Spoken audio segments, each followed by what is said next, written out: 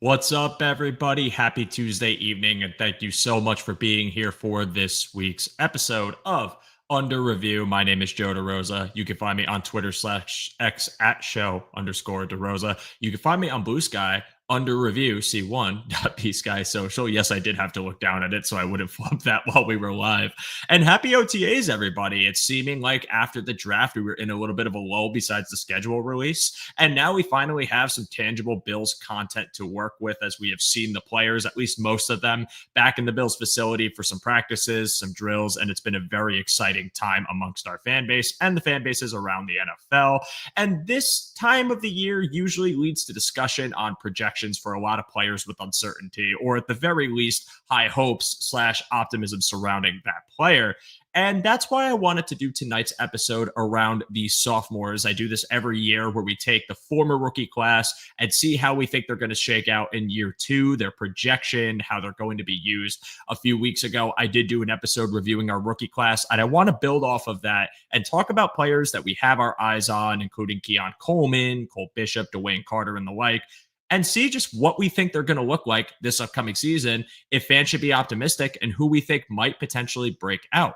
And when I say we, I never just mean me. I always have a guest on the show, and tonight's is someone that you will recognize very well. They are live every Monday night. Well, he is one half of this show. That is the Air Raid Hour, and that is Mr. David Tilton. David, welcome back to the show. The last time you and I talked live, it was during the draft, during the 6-hour marathon. You were there for I think 2 hours of it, so a good chunk of it. Welcome back to the show. How you doing tonight? Doing well. I was getting the itch a little bit. Obviously, we didn't have air raid last night, Memorial Day holiday, and some stuff going on for me and Judge. So when you asked me to come on tonight, I was like, absolutely yes. Need to get my talking in this week for whoever is willing to listen. But yeah, this I found to be a really interesting topic, and I also think a topic now that we're past the 2025 draft to look back on and really kind of a lot of people I think are having their eyes on this particular topic. What are the guys from last year's class going to do in year two? Especially because, as we're going to talk about, last year's draft was, I wouldn't say met with resistance, so to speak, but there was definitely more of a mixed opinion, especially on some of the players, whether it was Keon Coleman or Cole Bishop specifically. When the Bills took those guys, which guys? There was obviously the famous, infamous now trade with Kansas City. So a lot of drama, I guess you could say, a little bit with the 2024 draft class, not because of what the players have done, but just the nature of kind of what went into it and now going into the second year for these guys. So a very interesting topic, and certainly the success of this class might go a long way in determining how the Bills fare in 2025. Yeah, I totally agree with you. It's a difficult. Sorry, I just saw Roy's comment. It's a difficult class to evaluate, at least in year two, because, and we talked about it briefly this morning, the variance of what your expectations are for them is probably, it's just so hard to nail down what a realistic outlook is. And that's because of how muddy the rookie season was for a lot of these players. The only one that really had a clear cut, full season where you could say, okay, we know what we got. I think it's fair to say this is what it could be in year two, is Ray Davis. The other players dealt with some sort of injury or some sort of growing pains that made you think, damn, this isn't the rookie season we had hoped for. But it also doesn't make you pessimistic at the same time, because there's a case for at least the top three that there is something they could benefit from this upcoming season. But again, why I wanted to do the episode is for this conversation, for the uncertainty around it, and to get deeper into these players. And just to keep it on the topic of players returning and back to action, as I said when I started the show, OTAs have ramped up. Most of the roster is there. Obviously, the Joey Bosa news came out that he injured his calf and probably isn't ready till the start of training camp. We hope. We'll see. And James Cook, for obvious reasons, not there for the voluntary portion of practice. I mean, did you see anything you liked today, David? Anything that stood out to you? Anything that really you felt like you wanted to comment on while we're just in that swing of the offseason? My friend who's a Broncos fan texted me and he goes, I see Joey Bosa's hurt already. And obviously he's very familiar with Joey Bosa, being a Broncos fan, having seen him on the other side with the Chargers for all those years. And he was like, it seems like Joey Bosa just would strain his calf just getting out of bed. And I jokingly said, I think he would strain his calf just thinking of getting out of bed. Uh, and I know that was a somewhat like cynical way to view it, but look, this is what you get with a guy like this. There's a reason he was had at a discount. Whatever you might think of what the Bills paid for, that was a discounted price for a guy like Joey Bosa because of the injury history. Um, the 1 year deal, obviously. And I texted you, I was like, feels like Sean Merriman vibes, former Charger Yeah. as well, who came to the Bills, really could never get his footing either because of injuries, recovering from an Achilles, I believe it was for Sean Merriman. So, a little bit different. But look, I mean, nothing surprising. Like, I didn't expect James Cook to be at the voluntary portion. We'll see what happens when the mandatory portion kicks off in June, the mandatory minicamp in mid-June. So for me, no real surprises from the voluntary OTAs. And in a way, you could say I'm not even surprised Joey Bosa is already hurt. A little concerning. Sean McDermott loves to use that word, concerning. And Yeah. Bruce Nolan made a very funny tweet today where he's like, Sean McDermott in the summer saying something's concerning. He's like, tale as old as time, or whatever he said. And Hmm. it's like, yeah, because I mean, we are like nearly 2 months, right? I expect training camp. I know the dates I don't think have been officially announced yet, or maybe they have, but I believe the 23rd is likely when it will start. They may have announced the dates. I haven't been paying attention, but I don't think they have. Last year, they started on Wednesday, the 24th. I imagine they'll start on Wednesday, the 23rd this year. So we're talking about 2 months, right, for Joey Bosa to come back from this calf injury. And like, if you're talking about this isn't being in the regular season, that's a 6 to 8 week Yeah. injury you're talking about now. I'm sure they're playing it cautious, like they always would do in the summer, but it is a little bit concerning that he's hurting himself while working out with the team, by the way, not something off campus, if you will. So yeah, that's really, I guess, the biggest noteworthy item. And with Hoyt's suspension looming, and we're going to talk about a guy Yeah. tonight who may be then able to afford some opportunity from the draft Yep. class from a year ago. 100%. The Joey Bosa injury to me only concerns me in the sense that it's so early to be seeing an injury like this. He's essentially at this point on prove it money. He's a prove it vet, no longer with this home team that he got drafted by, playing for a Mhm. team to try and rack up a larger contract for the following seasons. And to get that money is to stay healthy, which is the caveat to signing him, like you said. It is a player that needs to stay on the field to prove that there's still viable production as he enters his 30s, where those injuries are only going to become more frequent and the ability is going to drop off steadily, like it does for everybody. So it sucks to see that in May, we are already getting word of what is pretty much a 6 to 8 week injury. And even though it doesn't mean he's not going to play this season, it doesn't mean he won't be ready for training camp. It does make you wonder, well, if he has to now recover for 6 to 8 weeks, is there going to be something of like a compensation from him when he ramps back up in activity that could lead to another injury? Like, are we going to have to be holding our breath every single time he's on the field getting a rep? And that was something that I already had in the back of my mind when they signed him, because again, love the prospect of the player if he's healthy, but the if he's healthy part has to come with the end analysis of the player. So it stinks, but I wouldn't be overly worried about his stance for the season, because I do think that now he's getting time to rest. If he comes back and you're worried about the ramp up period, totally fair. I am too. But he will be there for training camp. This hasn't been designated as anything worse, knock on wood.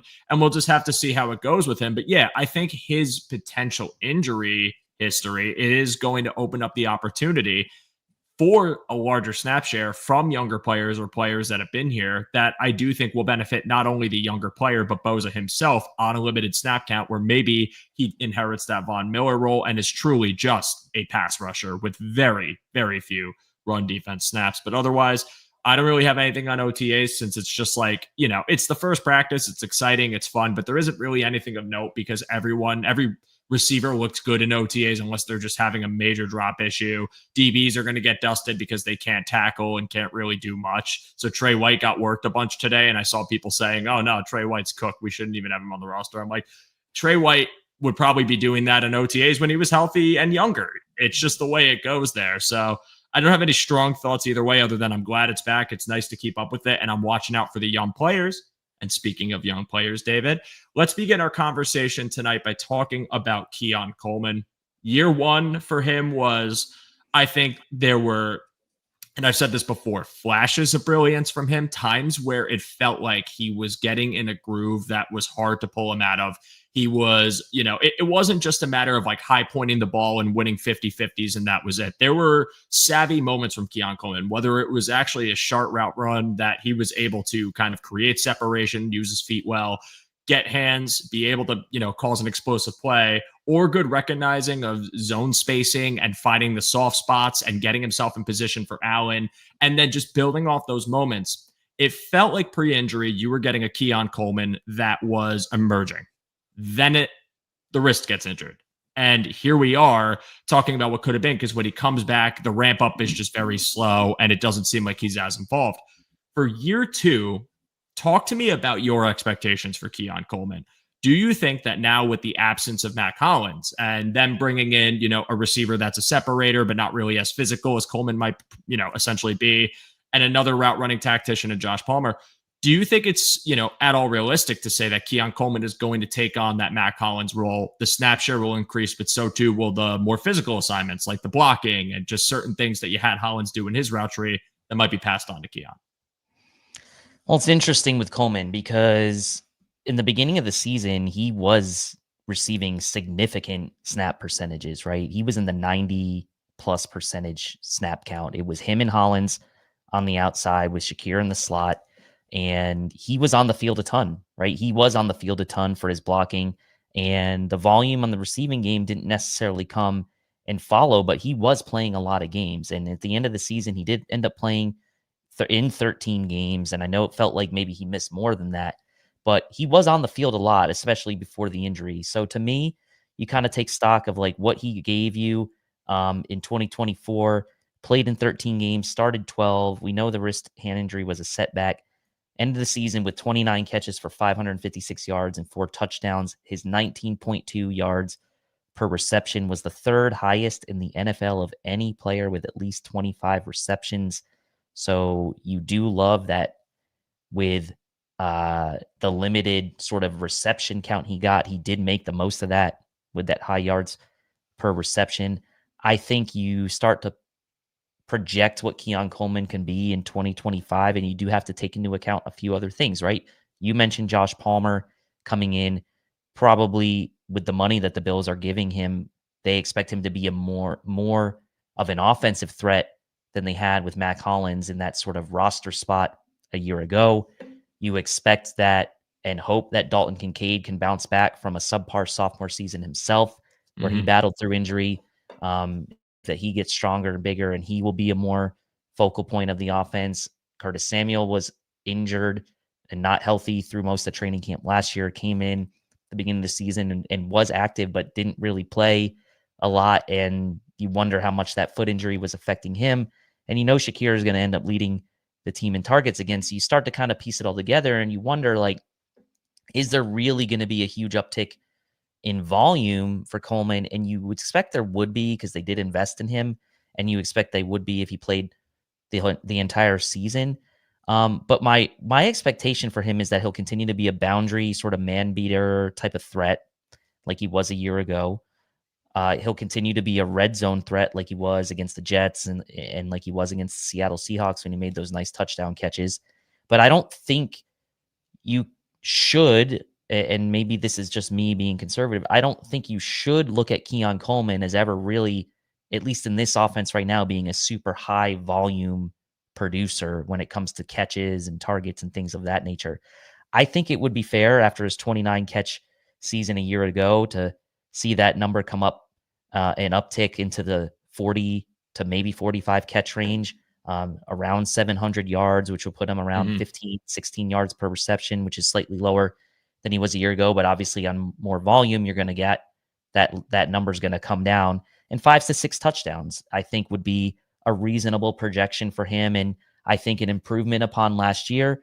It means he's pretty significantly contributing if he comes in around 700 yards, 40 odd catches, and adds, half a dozen or 5 or half a dozen touchdowns, I think that's a pretty good jump for him.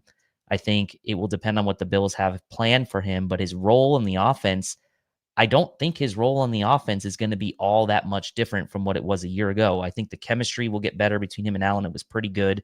And I think what they expect for him to do on the boundary and beating some man coverage will be similar. And it'll just be a matter of how much they want to kind of feed that type of style, feed that type of route with him in year 2. Coming in, by the way, Sean McDermott praised him, felt like he came into OTAs. That was a note, I guess, in very good shape, ready to go. Looked like he had put in the work in the offseason. So I think that's reasonable. I don't think it's necessarily too conservative, but I also don't think it's necessarily like, some people are going to sit here and say he's going to have 70 catches and 1,000 yards. I just don't see that. Yeah, I'm in alignment with you on the production. I don't think he's ever going to be in the Bills offense a top end alpha. Again, I could be wrong. Maybe we get proven wrong and he actually does take that leap. But I think with the construction of the Bills offense, he was drafted because he does fit a skill set that they wanted more of, which was that, again, that bruising physicality when it comes to him at the catch point, the big bodied wide receiver that could develop his blocking because he had some positive blocking reps in college, and really just be someone that kind of continued that mindset of imposing physicality from the Bills offense in all facets, including the wide receiver core.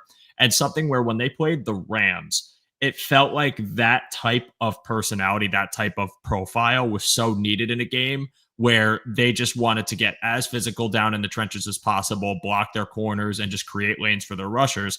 And I really wanted to see more of that from Coleman his rookie year, but I think you are going to see a lot of that year 2, which is why I think he is going to get a lot of the snap share. And I think you are going to see him into a similar role where he is going to be that boundary option. He's going to go out wide. He's going to go upfield, and they're going to ask him to try and, catch some contested passes. I do have concerns of his separation ability going vertical. I think across the field, horizontally, he has shown he can be able to create space and create cushion. And I think that's really where he's at his strongest. But considering that the Bills all but seem to avoid using him in the slot and really want him to become like that true X receiver, I do have concerns over his top end separation ability. And even though I've praised his catch point ability, the high pointing, everything he can do when he's near the ball, that to me isn't a sustainable way if they're going to have you go upfield constantly to win. And therefore, I think it tempers my expectations on what Keon Coleman is going to do in year 2 when it comes to production, where I agree that it's probably going to look like something more in the tune of 750 to 800 yards and maybe 4 to 6 touchdowns, which is still very good. And what I said to you, David, was I think the ceiling for Keon Coleman, at least this season, but maybe in general, is high-end wide receiver 2. I would love for him to be wide receiver 1. I don't doubt that that's possible, as much as I think the more realistic path, given what year 1 looked like, given the profile of the player, and given how this offense functions, is that production we have listed. But I do think there is going to be more responsibility for him to lay down and become a solid blocking option, because this offense really does rely on that. And they relied on Matt Collins' blocking ability quite a bit, the same way they relied on Gabe Davis's before him. And it feels like you have to now take on that role and be someone that they can trust, especially when some of the other bodies in the room, while willing, might not have the ability or the frame that you have. So it's more imperative that you develop that this year. So I think if that does continue on in a positive direction, that will justify the snap share and in turn get him opportunities. But I do want to see, just some more creativity in how you align Keon Coleman, because what did bother me last year was it felt like he was put in a box. Not all the time, but there were moments where I felt like just lining him up as the X wasn't effective enough. And I want to see them get more creative with a guy that I think you can get creative with, because let's face it, if you believe that separation ability isn't going to get better, or at least marketably better than what it is now, maybe it improves a little bit, but it's not someone he's getting consistent 1.2, 1.5 yards of separation on a vertical route, then help him and scheme him open, get him in some motion, get him across the field, line him up in the slot, use him in a myriad of ways where you can get him going. Because I'll say this about Keon Coleman, where I am most confident in him is the second the ball is in his hands. And I think his best reps were when you were able to get him the ball quickly and let him go make plays with the ball in his hands. I would like to see more of that. But I do believe in the player, and I do believe the player can be productive. Just, I don't know if top end wide receiver 1 is realistic, but also I don't think it's a failure if he's just a high-end wide receiver too, because you got him in the second round, you traded back, you accrued capital for another player, and ultimately, if he's still contributing positively in what is a wide receiver by committee in the Bills offense and has his place, has his role, is doing his role well enough, and other opportunities are opening up for other players, and the offense is still humming, I truly don't care how it gets done. Just get it done, maintain the level of production you've had as the Bills offense, and we'll be squared. We'll be fine. So that's really where I see it as far as his usage, as far as his production. Do you have any more thoughts on him, David, before we move on to our next player? No, I would just say he's going to have to really use his frame, his body, and his hands. Like, that's going to be his calling card, right? I personally don't think he's ever going to be even an above average separator. But his hands, his body, his frame, like, he's going to have to learn how to use that. And I agree. I think horizontally, creating space for him on sort of the intermediate areas to get him the ball in his hands where he can run after the catch is going to be ideal. And we'll see if they do more of that this year. I think they tried a couple times last year with mixed results, but yeah, we will see. Yeah, and I mean, there were moments where it was just like a quick hit or a quick hitch, something to the flat, something like a slant, where he had success and also was able to maintain contact, maintain balance, and just go and just make these plays.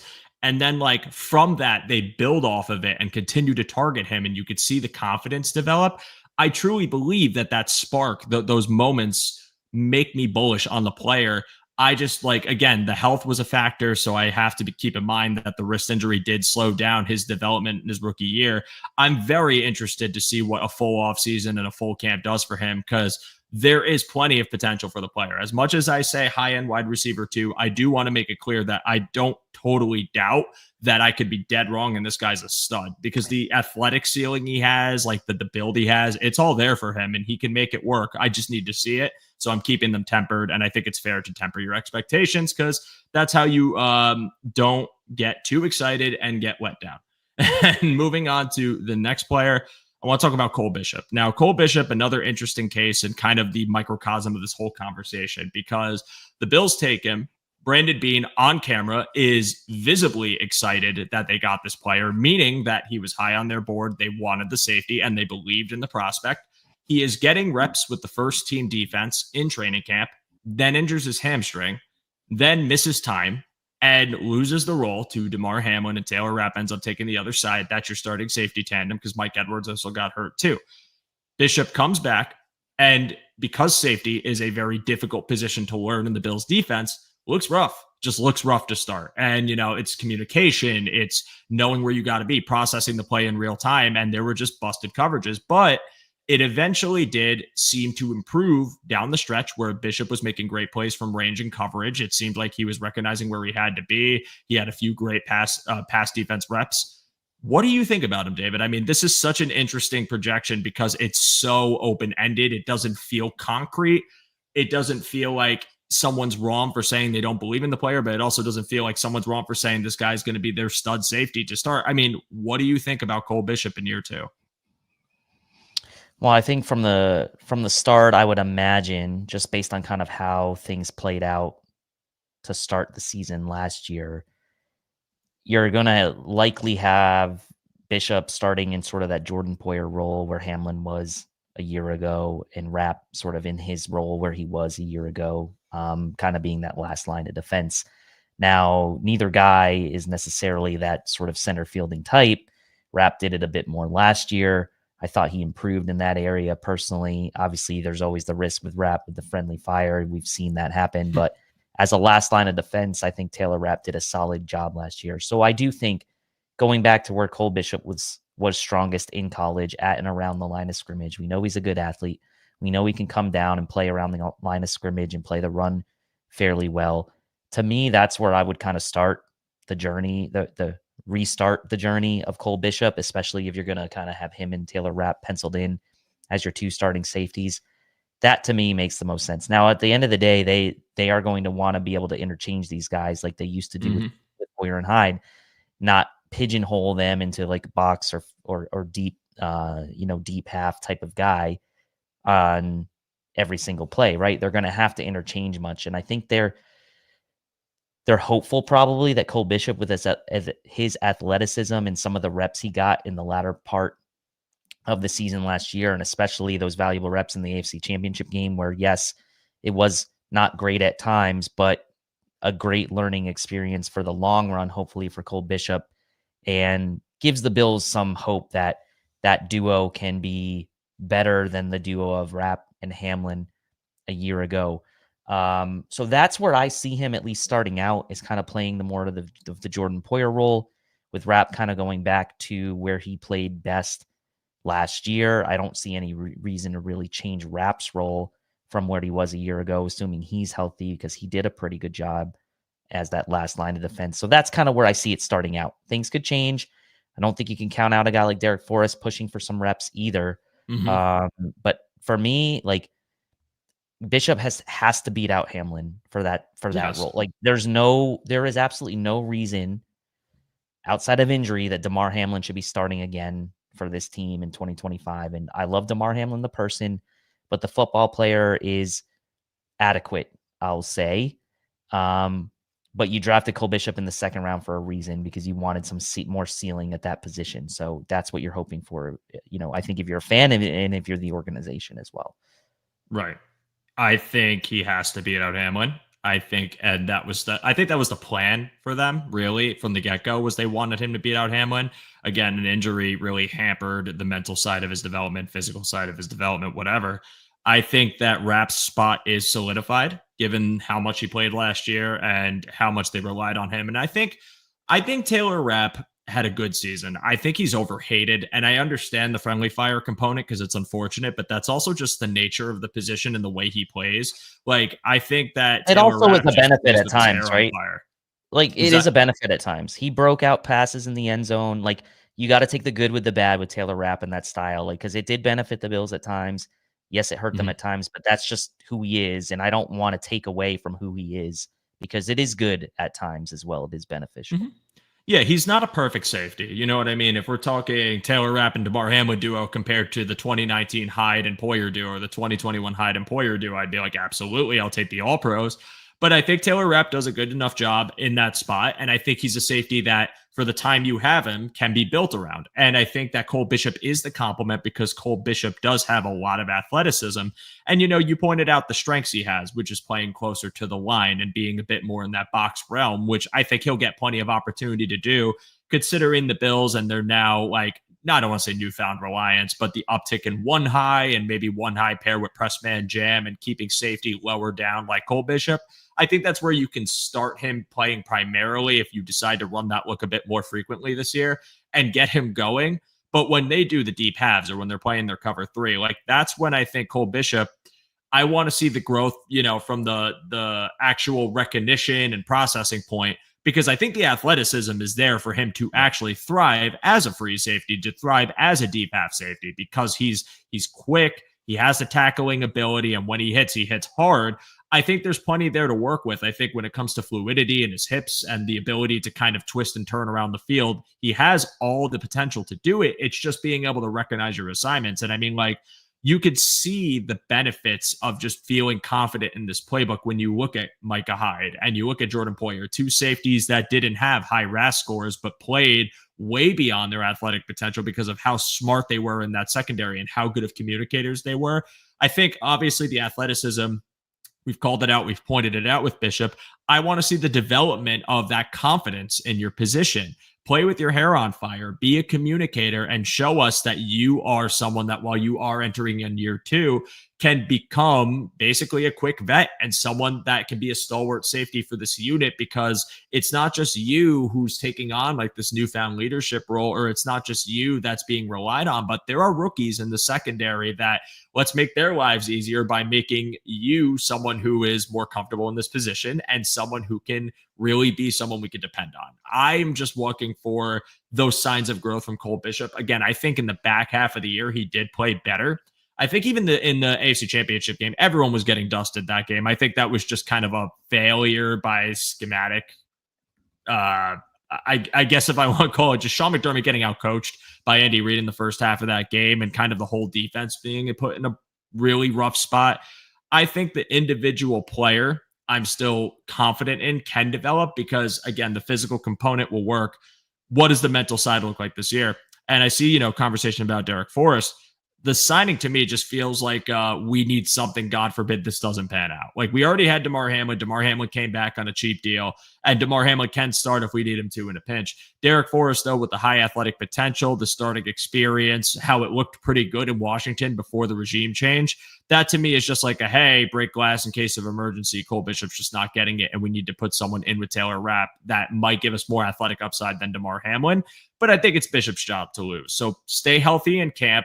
Show the signs of progress. I think once I see in training camp that Bishop's running with the ones and making plays, I'm going to be feeling a lot more comfortable with the prospect of him, especially when we need to feel comfortable because of who they're playing week one and how much it's going to matter for disciplined deep half coverage just because of how much eye candy Baltimore presents to you and how they're going to try to manipulate you and get you sleeping so they can create separation, with some of their speedier receivers and guys like Zay Flowers and Rashad Bateman. So Cole Bishop is a player that I have optimism for.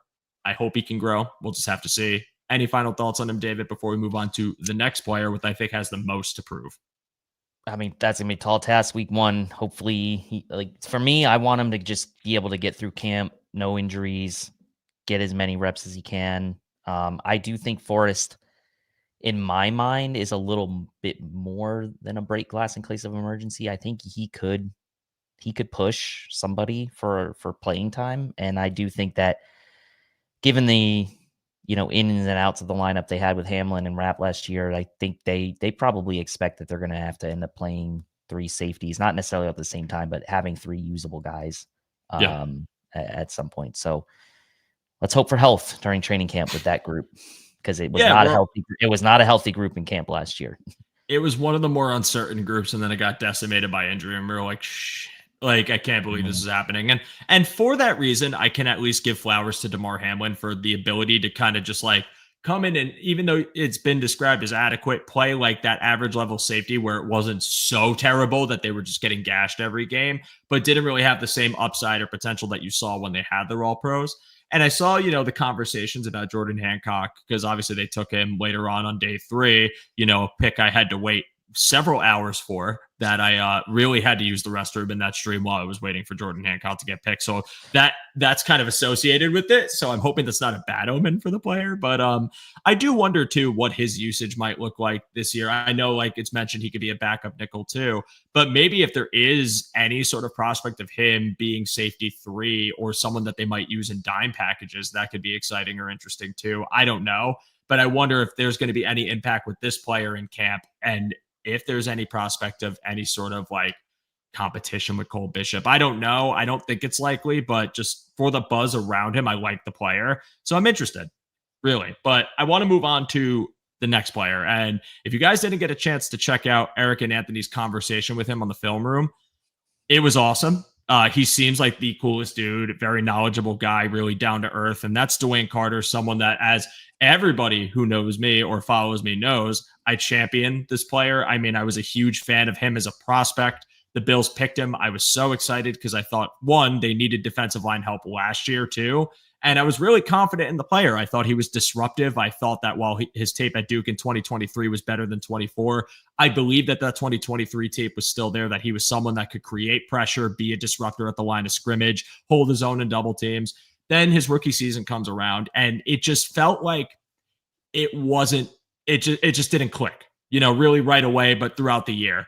There were just moments where he was getting completely destroyed during double teams. There were moments where he wasn't making an impact at all and getting washed out against the run. But there also were some moments when he was singled up where he was generating pressure, and he did have some positive reps and some good flashes. And I think that, given the fact that he himself had described his playing weight around, I think it was around 310, so like a Bills 1 tech profile, he, has a lot to prove this year. And I'll spin it back to you, David, because this is the question I had for you. All the defensive line additions, it clearly means that they didn't feel comfortable with the construction of the room as it was with him there. It doesn't mean that he is gone. It doesn't mean he's going to get cut. But do you think that the additions to all these defensive linemen being added to the room, do you think it helps or hurts DeWayne Carter as far as his longevity on the team, as far as his role this season? Well, as far as his role this season, it's hard to say that it changes anything because, firstly, before the draft, Brandon Beane went out and said, we think Dwayne's going to be Ed Oliver's backup. And they signed Ogunjobi and said, Ogunjobi's going to be the backup to Ed Oliver. Then they draft TJ Sanders and they say, well, TJ Sanders can play one tech or 3 tech, but we think he's primarily going to start in the rotation behind Ed Oliver. So that's 3 different guys that they said were going to be behind Ed Oliver. And then Brandon Beane kind of backtracked his comments a bit on Carter specifically and said, actually, he's probably more likely to be Daquan Jones's backup at the 1 tech than he is now, at least with the addition of TJ Sanders and Ogunjobi when he's back, to really be in that rotation behind Ed Oliver. And I think that's better for him. I think that suits his skill set a bit more as far as where he can kind of hone his craft at being a run defender. He's not a super great penetrator when it comes to that element of his game. So I think he's probably going to be better suited to kind of sit behind Daquan Jones in that rotation. I also think at that 310 weight, he's really going to be the guy that probably fits best in behind Daquan Jones. So maybe it changes his role in the sense that, like, Brandon Beane, he's the GM. Sean McDermott's the one deciding really kind of where these guys are going to end up playing. It takes some of the uncertainty away, and maybe it allows Dwayne Carter to really focus on one position and one position only, as opposed to having to wonder, am I going to be playing behind Ed? Am I going to be playing behind Daquan? Do I need to kind of figure out how to play both roles? Like, this hopefully helps him focus on one role. You're going to have TJ Sanders obviously moving around, but primarily kind of being a pass rushing player next to Ed Oliver on passing downs, which is great, and a backup to him probably at least to start. And you have Ogunjobi, who they said is going to play behind Oliver as well, and we'll see what happens after his suspension. So I do think it helps Carter in the sense that it allows him to focus on one specific area before the draft, and really before they sign Ogunjobi. Like, the Bills' 2026 outlook, and I know Ogunjobi's only here for 1 year, but the 2026 outlook was Dwayne Carter and Ed Oliver at the interior. I mean, that was it. That was all they had. So I think that for 2025, it helps him hopefully like ramp up, I would say, for maybe a more expanded role in 2026 when you have maybe a new core 4 of Oliver, Walker, Sanders, and Carter, and potentially with Walker maybe having a year as well now to learn to play the run a bit better. Maybe Dwayne Carter becomes the main 1 tech in 2026 with Walker kind of maybe learning that role, because obviously we know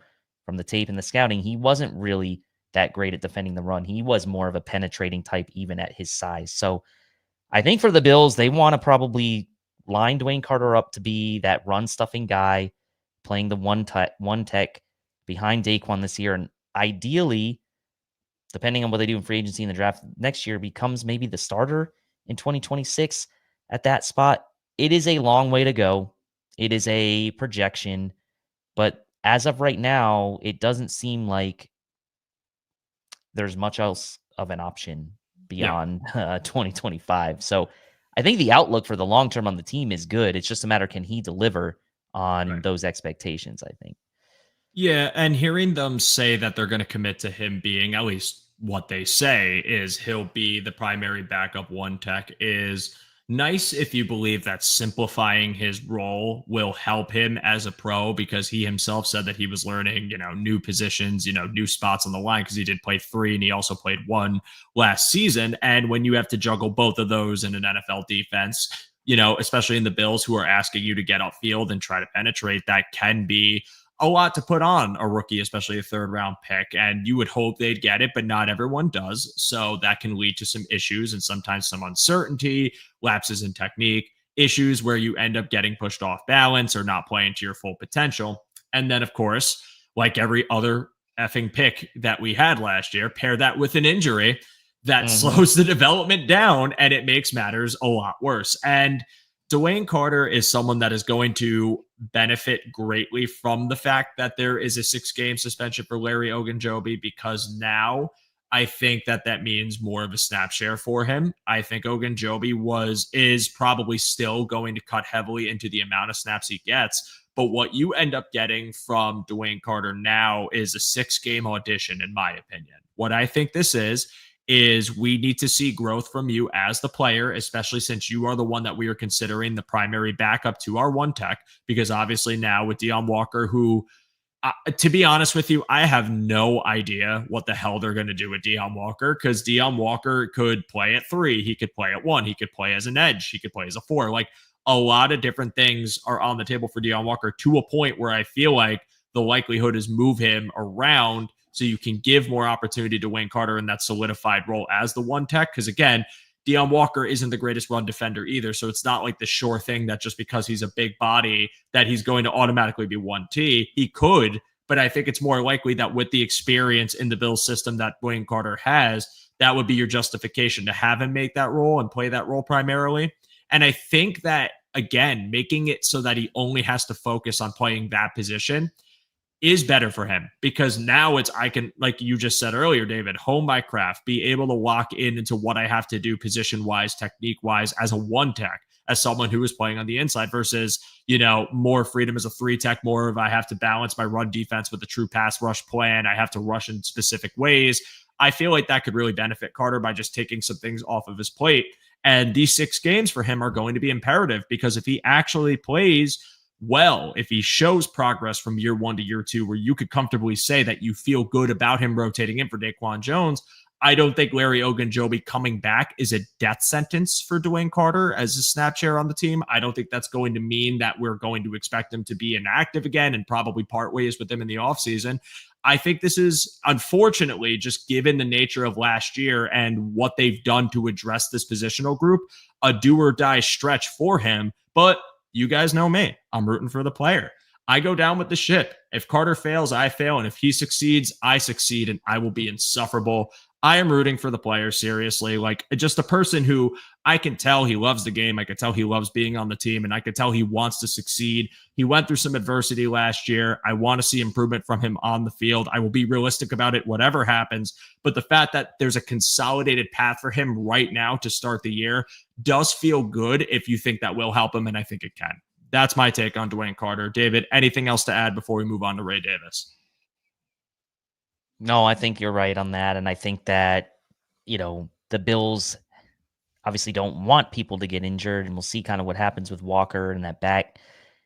With Ogunjobi coming back, there may be an opportunity to move someone to IR at that point. We'll see, right? I don't want to speculate too much on that, but that's the thought, right? Is that you're going to have decisions to make once those suspensions are up. And yeah, look, I mean, like you put in the comment section right there, assuming no other additions, right? We don't know what they might do next year. It's like, I would see actually Walker as more of a pass rushing backup to an Ed Oliver as it stands right now. Now, he may develop his run defensibility, but if you have Carter and TJ Sanders, let's say if he's up to 310 and you put TJ Sanders and Ed Oliver in that first wave, and you have Walker and Carter in that second wave, it's not a bad core 4 to have, especially when you went into the draft literally with only Oliver and Carter on the roster beyond 2025. So anyway, we can move on. I do love this idea, though, because I think TJ Sanders, given the frame he plays at, what he said he plays at, which I believe he said he's up to 310 as well with the 6'4" frame, height at least. I think if he is showing flashes early on this year as a run defender, then you could get the revamped interior line of Ed being your primary 3, Sanders being that Bills 1 tech, which is just a spicy 3 tech at this point. I'm just going to call it a spicy 3 tech. I'm not even going to call it a 1 tech, even though it's objectively the position they play. And then maybe because of that, you do get the opportunity if Deion Walker is not someone you could go around the line with, but rather just, again, consolidate the position to one specific role and see how well he does it. Because I like Deion Walker as an upfield penetrator. I think there are reps where he's just so violent with his length, with his hands, that he's able to just rip through offensive linemen's shoulders and create disruption. And I think that would fare really well if he's primarily playing as a pass rushing 3 tech to rotate with that. So this alignment, that could be the future. Like, you only got Ogunjobi on a 1-year deal. and you obviously have Carter for the foreseeable future. So if you do think that even if Ogunjobi comes back and Carter's not playing well, that there is a future for the player, this is a realistic outlook on what it could be like the following year, unless they draft somebody else to take maybe Carter's spot or somebody's. But if Carter plays well, this is all moot because we'll feel comfortable with him as rotational depth, and then we can go from there. And that's what we want. And it'll be a very large boost to this draft class if he pans out well, especially considering the gravity of Dwayne Carter when you talk about that trade with Kansas City and the fact that he is the third round pick we got back and what we used. And you don't want a negative association with that. So I'm rooting for Dwayne Carter. I hope he figures it out. Another player I'm also rooting for is Ray Davis, who I think had just the most like the most comfortable rookie season we saw from all these players. Like peaceful. There was no really bad injury. There was no buzz. Anything I saw about Ray Davis was just good stuff, Ray. Good rep. It was very sunshine and rainbows with Ray Davis, because I think the expectations for him were very realistic when he came in, right? I thought, okay, you got James Cook, you got Ty Johnson. It's probably going to be Ray Davis taking the 3/2 role. He has a different play style than James Cook. He'll rotate in. He'll get his reps. He'll be a pass blocker at times. He'll be fine. It'll look good because we have a good O-line. And that's exactly what happened. It was pretty clear cut, which is a rarity. Everything that you projected about the player, maybe not the volume per se, but just the actual usage was pretty damn realistic. So, I foresee more of that this year. But David, talk to me about Ray Davis. Talk to me about if you expect more snaps from him. Do you think there is going to be more of a lean on Ray Davis, whether it's goal line or in pass blocking, or do you think it's going to just look more of the same from last year because of James Cook's gravity to this team, the contract situation, maybe playing better because of it, and really his development as a runner too? A couple things. So number one, the Bills made it, I'm going to say a priority, but they did kind of make it a priority to bring back Ty Johnson, right? And he kind of, now that they brought Ty Johnson back, he's gonna slide back into that role he had a year ago. Was phenomenal, efficient. He did his thing. James Cook, obviously less than 50% of the snaps. So if you're expecting a huge uptick in Ray Davis, I'm not sure that that's the right expectation. Some fun stats here for Davis. If I told you without looking to guess how many carries Ray Davis had, what would you say without looking? I'm sorry, repeat. Wait, how many carries? How many carries? Oh no. Because I 150? 113. Oh, okay. All right. I wasn't too far off. No, you were actually over what I thought you were going to say, under 100. So it's interesting, right? You said 150. James Cook only had 207 carries last year. So, Ray Davis had 113 carries. And then if I said, guess how many receptions Ray Davis had compared to Ty Johnson, what would you say without looking? Oh, this is going to be tough. This I'll say off the top of my head, I'm going to say 15. Yeah. So Ray Davis had 17 receptions last year. Oh, all right. Ty Johnson had 18. So it wasn't that far off. It might be surprising that he only had one fewer. So look, the reason I asked these questions was they were a bit leading, was to say that there's a few factors here. The Bills brought back Ty Johnson. I think his role is going to be defined much like it was a year ago. The Bills aren't a team that runs a workhorse back like some other teams.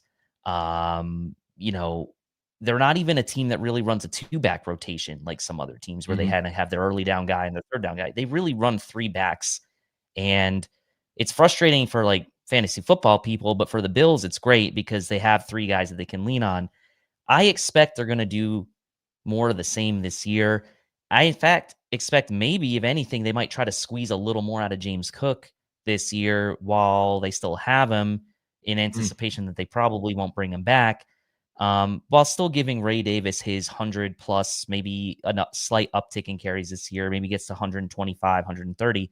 But I'm not expecting a huge uptick in overall statistical production from Ray Davis from last year to this year because of what Ty Johnson does on passing downs, because of what they want to squeeze out of James Cook for this run that they want to go on, for this Super Bowl run that they want to go on while they still have James Cook. And Ray Davis plays the role that he had nicely. Some of his efficiency numbers don't look great, and that's because they just drove him into piles at the end of games last year in some games where they were up big. Still managed 3.9 yards per carry, which on the surface doesn't seem great, but the guy was just running into piles at the end of games at some points last year. So he had some really good looking runs. He brought a little bit more power, a little bit more juice to some of those runs. But James Cook also really ran well up the middle last year as well. So I think it's a credit to the Bills' offensive line. I think if the Bills envision Ray Davis as kind of like maybe the future starter, that is possibility for 2026. But I don't think they're just going to give a huge uptick in carries to him because they think he might be the starter next year when they still have James Cook for this year and they want to get the most out of him. So my assessment is that I don't expect his statistical production numbers to really change that much. Maybe he gets a little bit more efficient. Maybe he sees a slight uptick, but with Ty Johnson back and with the Bills probably continuing to rotate those three guys with even James Cook getting under 50% of the snaps, I just don't see the huge uptick in production, not taking away from what the Bills might see for him in the future, but for 2025, that's how I see it. I totally agree with you. I don't see much of a change to his overall production, snap count, usage. I think it's going to look more of the same while you still have James Cook. I think if I were to be kind of expecting any sort of difference from last year to this year, maybe it's more goal line usage if they decide they want to get Cook off the field and go with a more power option. And if Sean McDermott is just not having the tush push as much as they were last year, this upcoming season, and want to get away and maybe go with some more under center running in the goal line, then maybe it's better suited to have a more physical back like Ray Davis in that spot.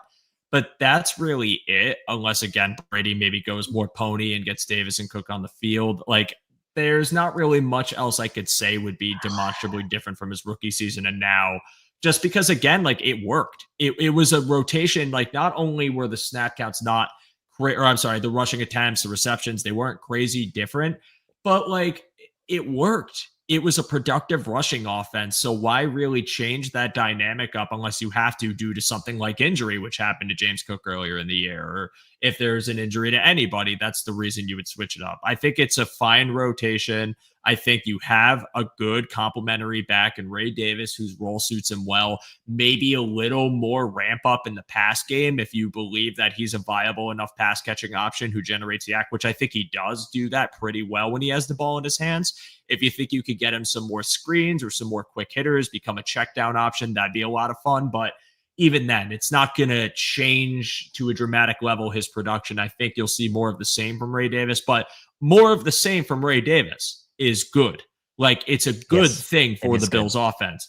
Like, it might not be like people's hope because maybe they think the flashes lead to something like 1,000-yard year for him. But I think Davis, what he was able to do last year was still perfectly productive and perfectly beneficial to this Bills offense. And I'm okay with it being the exact same thing. I'm okay with the Bills rushing offense looking the exact same as it did last year, because the exact same as last year would mean a boost for this offense to become a top unit in the NFL again, in terms of EPA and DVOA, and be a team that no matter what your rushing defense looks like, the Bills can still drive it, down your throat, still be able to be physical with you. And Ray Davis just adds to that fire. So I don't need him to be like, it's awesome if he is. I'll be happy if he is. Like, any of these players, if they exceed my expectations, that's great.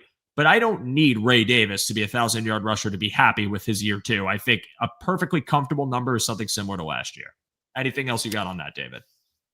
And I would just say the goal line thing, I think, might be a tad overstated, right? Because Josh Allen really is kind of your goal line back as it is. And when you have James Cook and Josh Allen in there, like, you saw some of the ability for Cook to cut it to the outside near the goal line last year. The Seattle game comes to mind.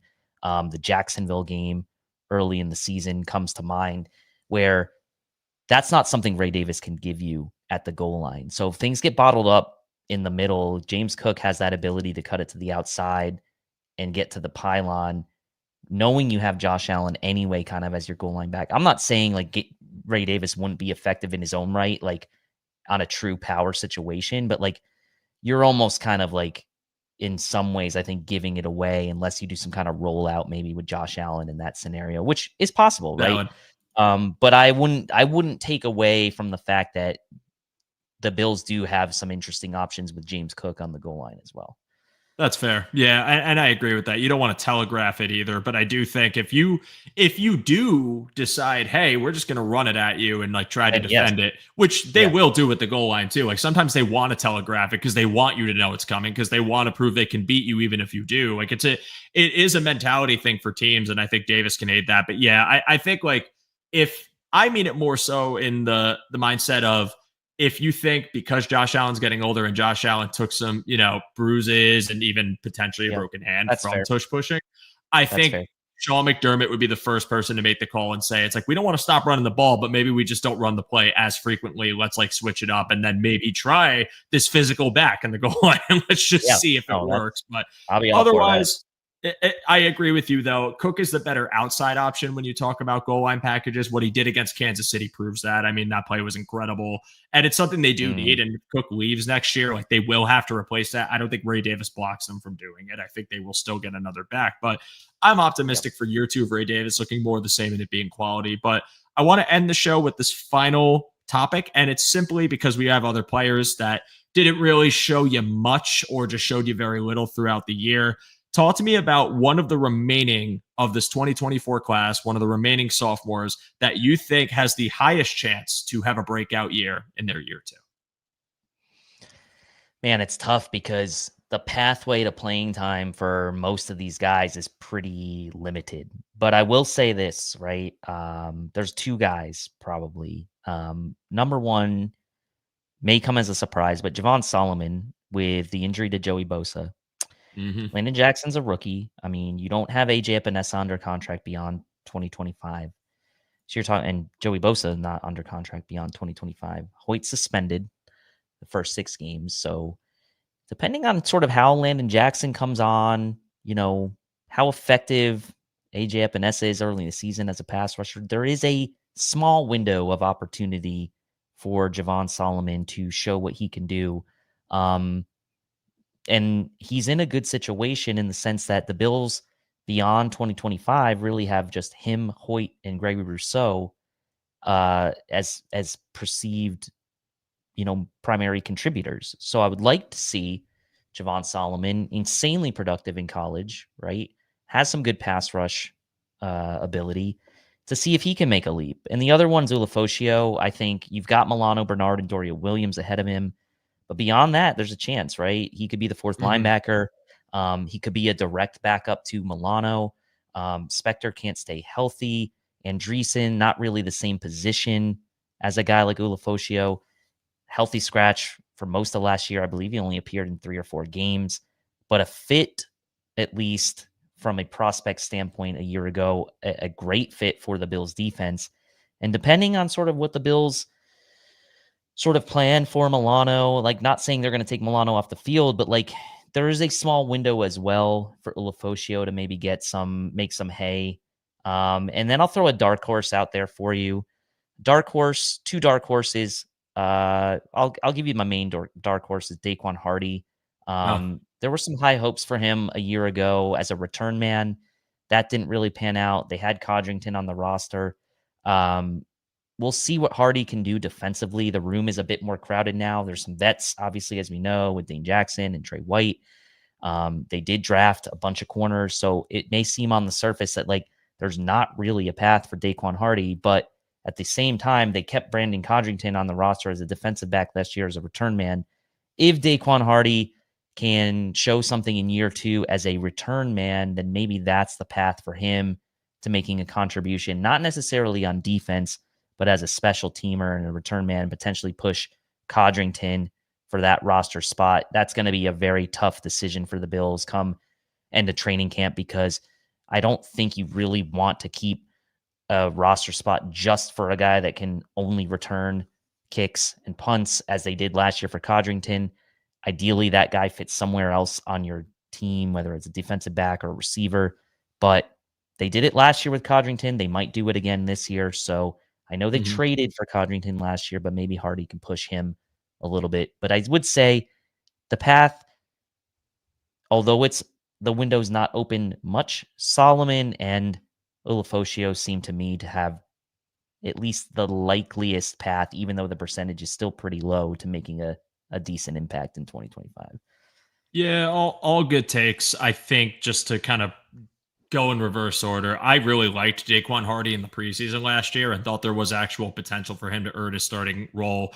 Even as an outside corner, despite his frame, I thought he was playing really well on the boundary. And I thought the potential return ability made him kind of not a lock, but very likely to earn that final spot. Then they traded for Brandon Codrington. I was like, oh, all right. So never mind. And then he ended up getting re signed to the practice squad. So I would like to see Daquan Hardy prove it in camp this year and get that spot because I don't think there's really anything I looked at and said, this guy's kind of this or whatever. I thought there was all positive flashes and just it was the uncertainty of the returning position that I felt like was a big enough factor for them to not keep him if they felt like he wasn't good enough at it and was uncertain as a corner, even despite the good preseason. So a better year two for him might earn him a spot, but now it's just such an uphill battle because you got to deal with all the new bodies to your secondary and all the new players, including Jordan Hancock, where if you thought the role for Daquan Hardy was backup nickel, it's very likely that Hancock could be that backup nickel option in their mind too. And that just takes another spot away from him. And if it's like, okay, well, maybe boundary corner, well, there's Trey White. There's not saying he'll make it, but Dane Jackson. And then there's your two other rookies in Max Hairston and Dorian Strong, who are very likely, in my eyes, going to be the ones that take those depth spots. It's hard for me to find a path for Hardy, but I'm not rooting against him. But I think of all of them, I agree it's Solomon. I think if you want to say that Joey Bosa's injury concerns make it that whether the snap share is going to be limited or he just doesn't play at all, even with Landon Jackson, I think Javon Solomon has opportunity to get more snaps as a rotational pass rusher, as a true pass rush specialist, considering his size and maybe their discomfort with him as a run defender, more of a true pass rush threat.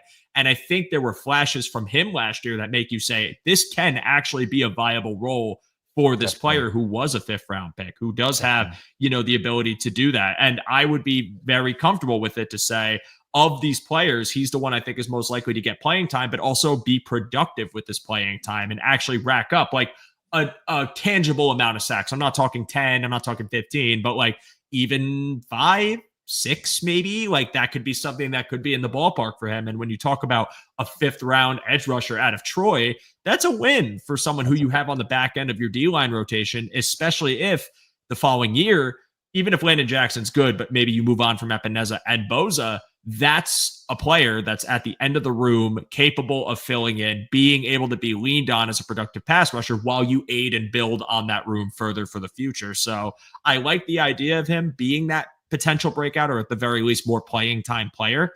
I'm going to throw my dart at Tylen Grable as the potential primary backup tackle for Dawkins and Brown. Obviously, I don't think he's going to start over either of the two, but I think there's a potential for the profile of this player who got to sit in the Aaron Kromer offensive lineman lab for a year and be able to be showing enough in camp to actually earn that backup tackle spot. Again, it's an uphill battle for him to climb. I think it's more likely that Vandermark still maintains the role.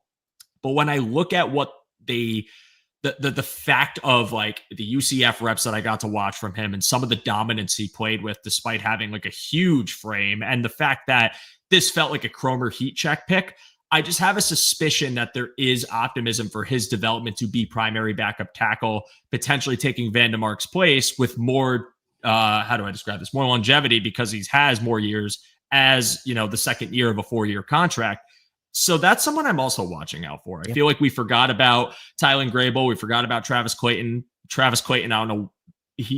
I don't even know, man. I won't even try to put an evaluation out there for him.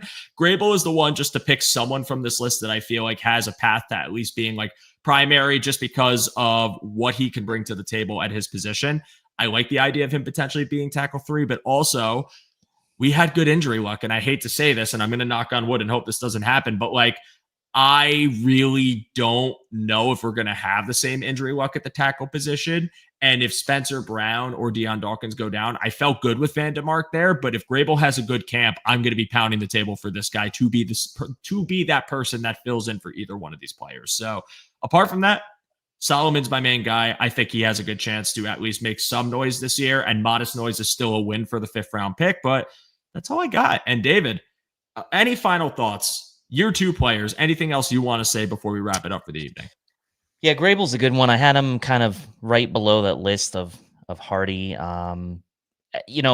for the Bills to have Vandemark and Grable as potential guys in the wings, that's like very comforting because the backup tackle, swing tackle position has been uncertain for this team for a couple years. And so you were just praying that Dawkins and Spencer Brown could stay healthy. And it's funny, we didn't even talk about Cedric Van Granger, who was a pick that a lot of people lauded last year, but like there's really no path for him right now. And I mean, he could end up being the forgotten guy out of this class. I think he's probably going to make the team again, but like, yeah, I don't know. I don't know about him. Maybe his guard depth. Maybe. I mean, maybe. or if McGovern goes down, I do like the fact that a true center sits behind him, and you wouldn't have to shoehorn someone into that spot. And also, maybe they're comfortable enough with him being the successor if the McGovern extension doesn't happen. I just don't think it's right this year. Like that's for year 2. I just don't see the path of him being like a breakout candidate or like crazy meaningful time that isn't like rotational guard, unless the guard development was so good that if like David Edwards or Osiris Torrance go down, like this is your primary guy. But I think Anderson would just take that spot.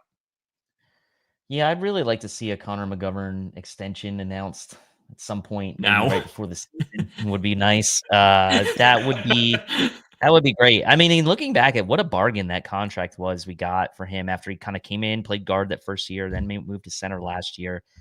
A bargain, honestly. So another good one by Bean, one of those sort of signings that people don't talk about a lot, but man, how important was that, and how much of a bargain does it look like now? So I'd love to see that announced sometime before the season.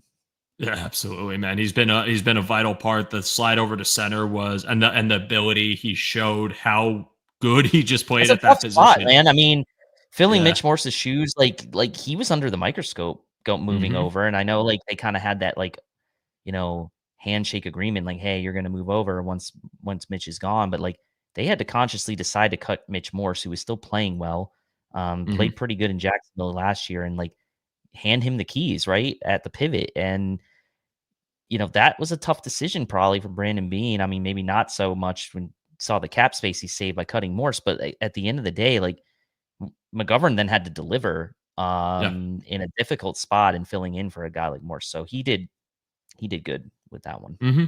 And Aaron Cromer, we trust, though. I mean, if McGovern does test the market and he goes and end up finding another team that pays him more money, SVPG is someone that I can just see sliding in because of the center experience, playing for an SEC team too, being a true center. Like, I think he had one snap in his senior season at guard and the rest was all center. Like, it's a good option to have in your back pocket just in case. But I think that the lifespan of Cedric Van Granger's career in Buffalo is just solely contingent on what they do with McGovern. And if McGovern gets extended, then it's either backup guard or probably going to be a piece that you trade or someone that just tests the market to get a center job elsewhere. And it's no bad blood. It's just, I think they needed to take the player with the uncertainty of center last year. Then McGovern played so well that it's like, oh, well, the cupboard's full now. Like we have to make room if we retain him. So we'll see what goes on with that. But David, that's going to end our conversation. And as always, you are a tremendous guest. Again, I appreciate all the work you do here. Air Raid Hour is an exceptional show. And if you guys have not checked it out, please check it out every Monday night. Him and Judge Mathis go live and talk about Bill stuff just like we do here. But every now and then we get to have you on the show and it's awesome. David, I know I just basically plugged your show for you, but I will still give you the floor. Where can the people find you? What do you got going on?